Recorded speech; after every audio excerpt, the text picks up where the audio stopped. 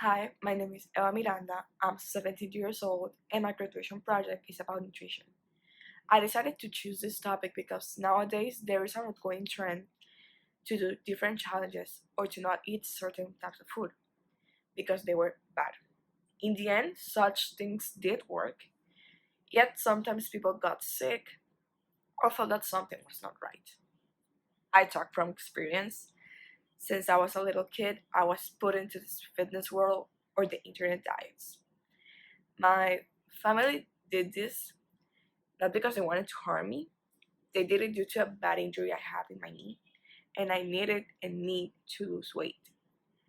And because of that lack of information on the topic, they ended up doing more harm than good.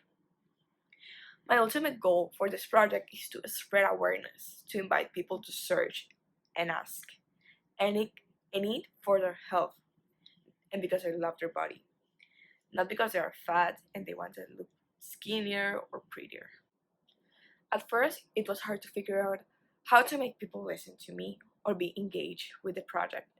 But once I reached that for that, I discovered that people that go through experiential learning, they tend to be more engaged and have that information through the long run.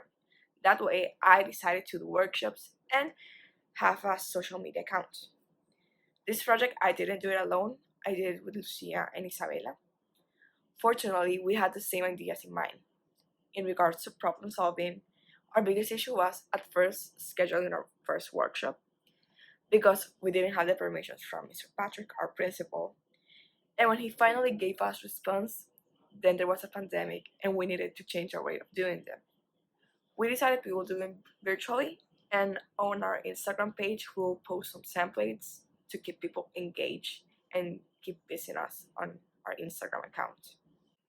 As I mentioned before, our biggest setback was planning when to do our workshops. Personally, at the beginning, I thought I was really great with sticking to an agenda, but then I learned that that's a weakness I have. Fortunately, even though we had problems, my group and I had always the resilience to push back and to continue with the project. One time that this happened was when at the first of the project you need to do a plan, basically of what are you going to do each week.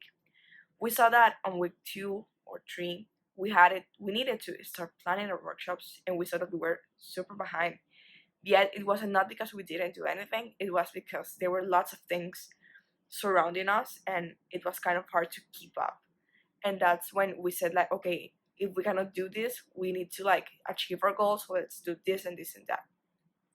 I think that we always came up with a solution thanks to our teamwork and we listened to each other even though we have different opinions. For example, another big fight is figuring the length of our workshops, if we were going to do it together or not, and the hours. After putting each one's point of view on the table, we agreed that we should do it on Mondays for 30 or 40 minutes. This journey helped me a lot in identifying my weak points and my strong ones. For example, I discovered I was really good at giving creative solutions. And even though I never stick to a plan, I always reach my goal. Also, in regards to resilience and grit, I figured out that I need to work a lot on my motivation because there were lots of times during the project that I told to myself to just stop, give up, and do my do just the things I've done. And even though I felt that those times just existed in my head, I responded saying, if you cannot do this task, I cannot imagine what you will do as a professional. And those kinds of messages help me do my best in the project. Also, another message that really helped me continue with my project and also help my teammates was a girl who texted us via Instagram.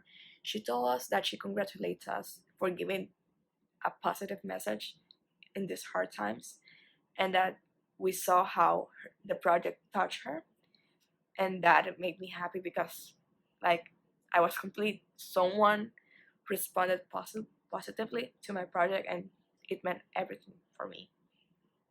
From this, I also learned that as my project didn't go as I expected, there will be lots of things in my life that will not go as I would like to. For example, something that we can all relate right now is the pandemic we're living. I mean, instead of us whining and asking to life, why did you stole so many moments? Why do you stole, let's say, for me, my graduation ceremony?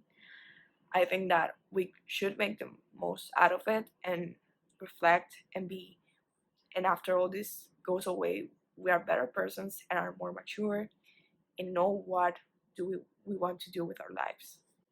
I want to finish off saying that this project made me grow. I know that the Emma Miranda of a few months ago isn't the same right now doing this video. Like, I mean, at first, I thought I was so good in so much thing in other things that I discovered I'm really not. And I thought that there were things that I was super bad on that I'm actually really good. I also was ignorant enough to think that books just tell you what the topic they are and not about more. For example, if a book's about economics, it will just teach you about economics, and that's not it. For example, I read two books of economics and one of a surgeon, and yet I fit it perfectly into my project, into my career, and into my life. Now I know what I need to work on and what I should improve. But I also think that the most important thing I learned was the meaning of success. I think that at my age, lots of people relate success with money and power. Yet, I discovered that success is not just that, it's actually doing what you're passionate about, is trying to overcome every single problem that comes into your way. And even if you fail trying it, it means you're in the right path. Because success without failing is not success.